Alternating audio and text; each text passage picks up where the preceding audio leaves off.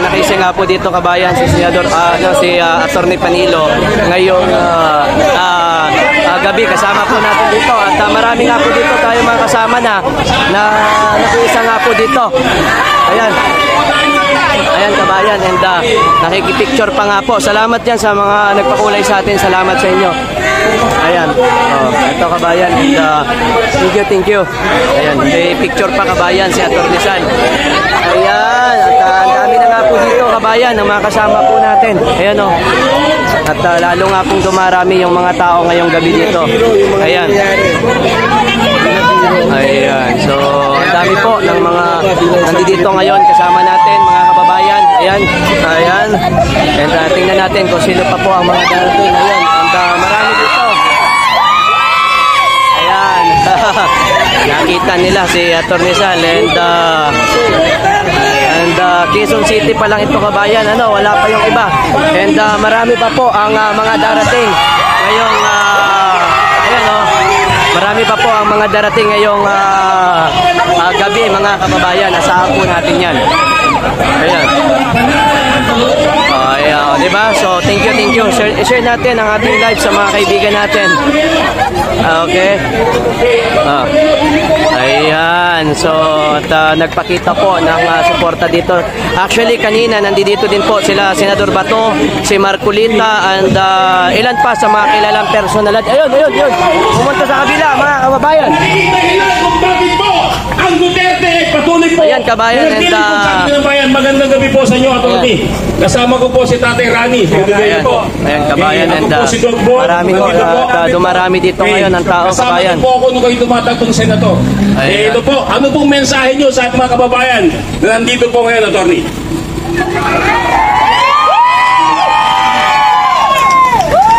Banat, Jeng! Kailangan iparamdam natin sa may kapangyarihan na hindi tayo bulag, hindi tayo bingi.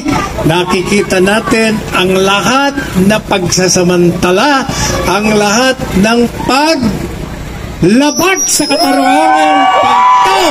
Lalong-lalo na ginagawa nila kay Presidente Duterte, kay Vice Presidente Duterte, at kay Attorney Laika Lopez. Alam niyo ang gagawin natin ngayon? Tama-tama, nakasuot kayo ng itim bilang simbolo na tayo ngayon ay nasa kadiliman ng kasaysayan. Pero kailangan meron din tayong pula. Lagyan nyo ng pula.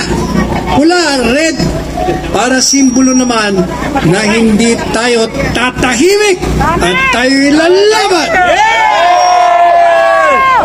Lagyan din natin ng green kasi yun ang kulay ni Inday Sara. Kaya red and green. Ay may nagtanong sa akin, paano yung yellow saka pink?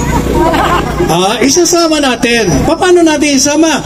Bumili kayo ng tsinelas na yellow, bumili kayo ng tsinelas na pink para inaapakan natin. Kasama, pag naglalakad tayo, aapakan natin sila. Ayun. O sige. Galing ko kay Attorney Laika, dahil personal kong kaibigan yon. Ang kanyang tatay ay brad ko sa Sigma sa UP, pati yung uncle niya. Bata pa yan talagang kilala ko na yan. At of course, si BP Sara, ako rin ang abogado niya, pang mayor siya. Tulog ko si Inday, kasi 48 wala tulog Nag-high lang Sabi ko lang, hi, Inday ng buhay ko. Tapos, ay, tulog na siya. Si Laika naman, hanggang ngayon takot na takot sa ginawa sa kanya. Pero mukhang okay naman yung mga doktor doon, aalagaan siya. So dito lang kayo at marami pang darating. Maraming salamat po. Thank you. Maraming salamat po. Palagpakan po natin si Atty. Panelo. Ayan na, maraming salamat po sa inyong mensahe. Lalo pong tumitibay ang aming kalooban. Dumarami lalo dito mga kabayan. Ayan na. Marami na dito tao, kabayan, and kita nyo naman, and kabila kanan ang tao ngayon dito, kabayan, and aalis na muna ito.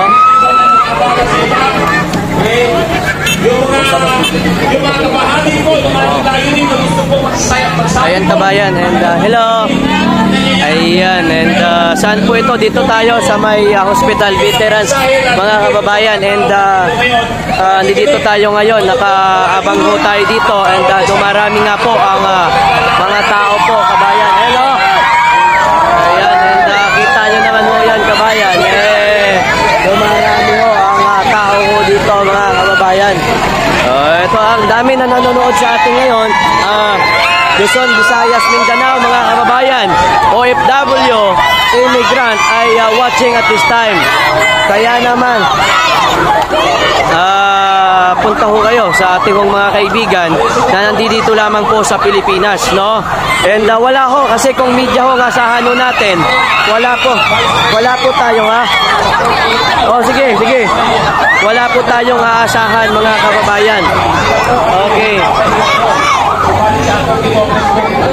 So mga kaibigan, wala po tayong aasahan kapag nagkataon ho. Dali!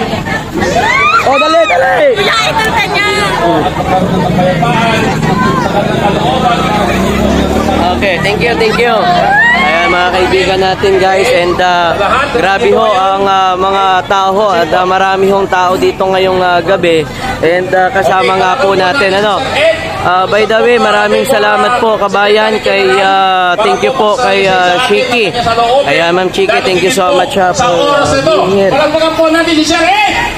Ayan, ito Sir Ed, kabayan, magsasalita ho. Hello po. Ayan. Magandang gabi po sa inyo.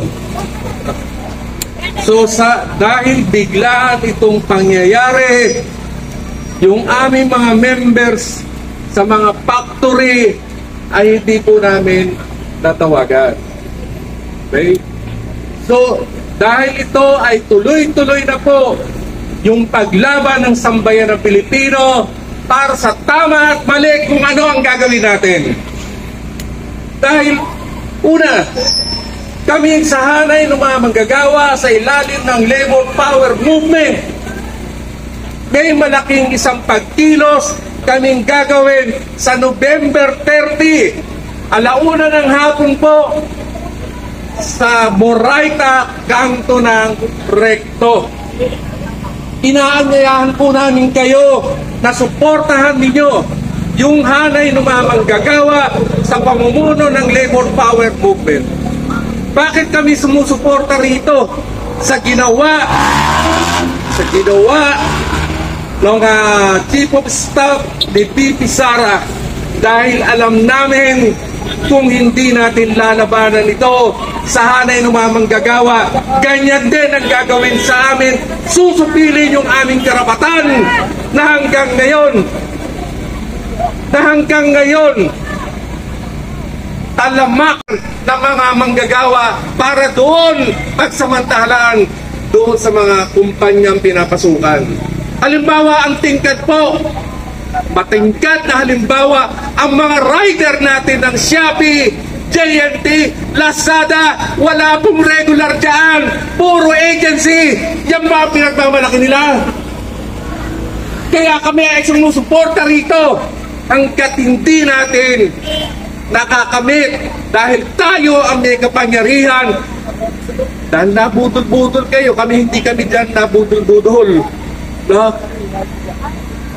Taong bayan ang kinakailangan magsalita, lumabas, na sa ganon ay maputol na itong kawalangyaan na ginagawa sa atin. Ninanakaw ang kaban ng pera ng gobyerno. Puro ayuda, tinuturuan ng katamaran na sa ganon, sa darating na eleksyon, iboto nyo si ganito.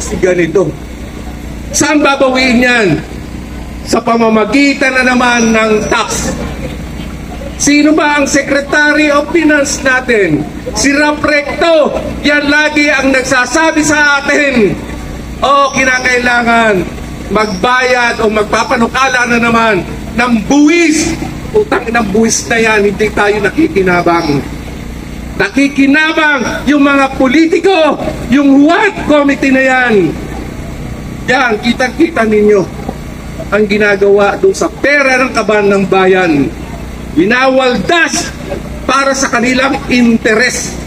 hindi para sa mamamayan na dapat magserbisyo. Isang matingkad pang halimbawa, pera ng mga manggagawa sa PhilHealth. Anong ginawa doon sa excess fund na yan? Nag-announce si Recto, hindi na kailang isoli daw yung excess fund na 90 billion pesos. At buti na lang kasama kabigahan para harangin yan at salamat naman ay na-PRO. Kaya lang papaano nila Actually guys, and marami ho ito. Kasi nga po, makikita po natin dito sa kabila. Marami ho ito and kita nyo naman ho. Pakita nila yung magandang serbisyo sa kalusugan natin. Pumila ka sa mga government hospital. Actually, yes po, marami po dito and yung nagsasalita doon kanina kasama din po natin yun at gaya na sinabi ko, kabila kanan po yung tao ho dito, no? And kita nyo naman, gaya ng sinabi ko doon sa pag-open ko pa lang kanina ng aking vlog, talagang napaiyak ako doon gaya ng aking sinabi dahil nga po ang dami ho ng mga nandito ho ngayon upang makiisa mga kababayan. Kaya mga OFW at immigrant, no, alam ko po na this evening ay marami pong nanonood sa atin, even yung mga militar. And alam ko po na updated po sila sa mga kaganapan po sa bansa po natin.